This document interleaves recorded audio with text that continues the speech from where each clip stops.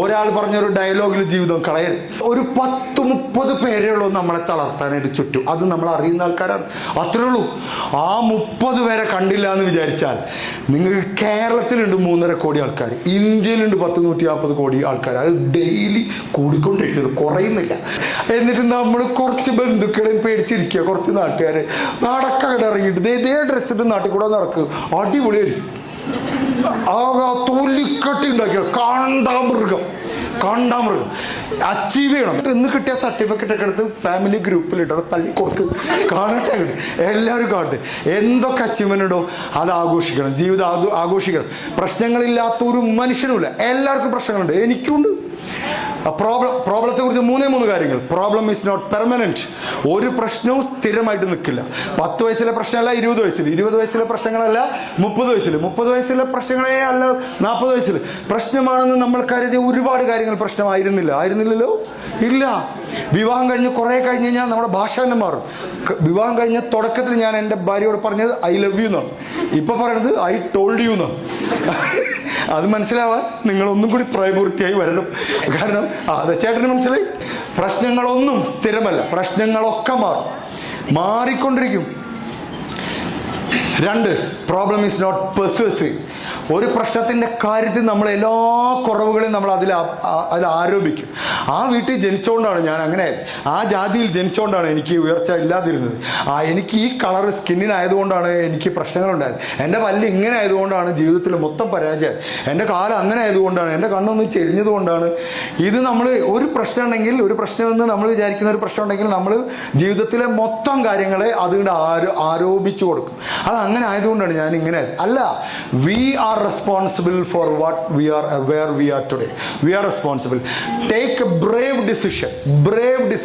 Take it and make it right. Take a decision and make it right. First commit, then figure out. Don't try to figure out it before you commit something. First just commit. Yes, I mean, then figure out how to do it. നമ്മൾ stretch ചെയ്യും. ഒരു തീരുമാനം എടുക്കുമ്പോൾ confusion ഉണ്ടാവുമ്പോൾ ഉറപ്പാണ്. എന്തായാലും ജീവിതത്തിൽ എല്ലായ്പ്പോഴും കൺഫ്യൂഷൻ ഉണ്ട്. ഇവർക്കും അവർക്കും എനിക്കും ഇവർക്കും ഇയാൾക്കും ഒക്കെ കരിയർ കൺഫ്യൂഷൻസ് ഉണ്ടാവും, ഉറപ്പാണ്. നമുക്കൊക്കെ ഉണ്ട്. ചെറുപ്പത്തിലുണ്ടായിരുന്നു, 12 വയസ്സിൽ വളരാനുള്ള ആഗ്രഹം ഉണ്ടായിരുന്നു. ആ സമയത്ത് രക്ഷിതാക്കൾ പറഞ്ഞു പോത്ത് പോലെ വലുതായി.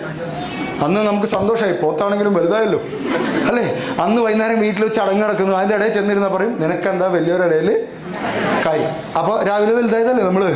ഈ കൺഫ്യൂഷൻ ജീവിതത്തിൽ എപ്പോഴും ഉണ്ടാവും. കരിയറിന്റെ കാര്യത്തിൽ കൺഫ്യൂഷൻ ഉണ്ടാവും, പൈലറ്റാണോ, ഐഡന്റിറ്റി ക്രൈസിസ് ഉണ്ടാവും. ഇത് മാറിക്കൊണ്ടിരിക്കാനുള്ള ഓപ്ഷൻസ് ഈ ലോകത്തുണ്ട് എന്നുള്ളതാണ്. Problem is not permanent, problem is not pervasive and problem is not personal. ഒരു പ്രോബ്ലവും പേഴ്സണൽ അല്ല. ചിലർ വിചാരിക്കും എന്താ എനിക്ക് മാത്രം സംഭവിക്കുന്നത്, ആ വാക്ക് പറയരുത്. ടെന്നീസ് കളിക്കാരുണ്ടായിരുന്നു, ആളെ പേര് ഞാൻ മറന്നുപോയി. അദ്ദേഹത്തിന് വിംബിൾഡൺ ചാമ്പ്യനാണ്. അദ്ദേഹം ക്യാൻസർ പിടിപെട്ടു. അപ്പോൾ അയാളോട് പത്രക്കാർ വെച്ചു എന്ത് നിങ്ങൾക്ക് ഇത് പിടിപെട്ടത്? അപ്പോൾ അയാൾ പറഞ്ഞ മറുപടി എന്താണെന്നറിയോ? എനിക്ക് പിടിപെട്ടാൻ എന്താ നോക്കൂ, ദൈവത്തിനോട് ഞാൻ ഒരിക്കലും ചോദിച്ചിട്ടില്ല എന്ത്. ലക്ഷക്കണക്കിന് പിള്ളേരാണ് ടെന്നീസ് കളിക്കുന്നത്, അതിൽ നിന്ന് ചുരുങ്ങിയ പിള്ളേരാണ് സ്റ്റേറ്റിലെത്തുന്നത്, അതിൽ നിന്നും എണ്ണിയാൽ ചുരുങ്ങുന്നതാണ് നാഷണൽ കളിക്കുന്നത്, അതിൽ നിന്നും ഒരാളാണ് ഈ വിംബിൾഡൺ, അതായത് ഇത്ര കോടി ജനങ്ങളിൽ നിന്ന് ഒരാളാണ് ഈ വിംബിൾഡൺ കളിക്കാൻ പോകുന്നത്. അത് അങ്ങനെ പല രാജ്യങ്ങളിൽ നിന്നും വന്ന വിംബിൾഡൺ കളിക്കാരിൽ ഞാൻ ചാമ്പ്യനായി. അന്ന് ഞാൻ ദൈവത്തിനോട് വെച്ചില്ല ദൈവമേ എന്തിനെന്നെ ചാമ്പ്യനാക്കിയെന്ന് ചോദിച്ചിട്ടില്ല. എങ്കിൽ ക്യാൻസർ വിട്ട് എനിക്കിപ്പോഴും ചോദിക്കാൻ അധികാരമില്ല ദൈവമേ എന്തുകൊണ്ട് എനിക്ക് ക്യാൻസർ വന്നു.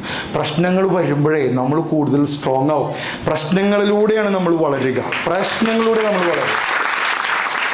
അല്ലേ? നിങ്ങളെ വളർത്തുന്നത് വയസ്സിനേക്കാൾ അപ്പുറത്ത് നമ്മൾ ഉറക്കമുളച്ച് ഇരുന്ന ചില രാത്രികളുണ്ട്, ചില ഇറങ്ങിപ്പോരലുകളുണ്ട്, ചില അപമാനങ്ങളുണ്ട്, ചില കളിയാക്കലുകളുണ്ട്, ചില പൈസ ഇല്ലാത്ത അവസ്ഥകളുണ്ട്, ചില വിശ്വാസ വഞ്ചനകളുണ്ട്, നമ്മളെ വഞ്ചിച്ച ചില മനുഷ്യന്മാരുണ്ട്. ഇതിൽ നിന്നൊക്കെ നമ്മൾ ചില തീരുമാനങ്ങൾ എടുക്കും. ബ്രേക്കപ്പുകളുണ്ട്. ഒരു ബ്രേക്കപ്പ് കഴിഞ്ഞാലേ നിങ്ങൾ കൂടുതൽ കരുത്തണം. അങ്ങനെ നമ്മൾ രൂപപ്പെടും. അങ്ങനെ രൂപപ്പെട്ടവരാണ് നിങ്ങളുടെ അച്ഛനമ്മയൊക്കെ. അതിൻ്റെ ബലത്തിലാണ് ചില തീരുമാനങ്ങൾ അവർ നമ്മളോട് പറയുന്നത്. ഫൈറ്റ് ചെയ്യുക, ഒപ്പം നിന്ന് ഫൈറ്റ് ചെയ്യുക.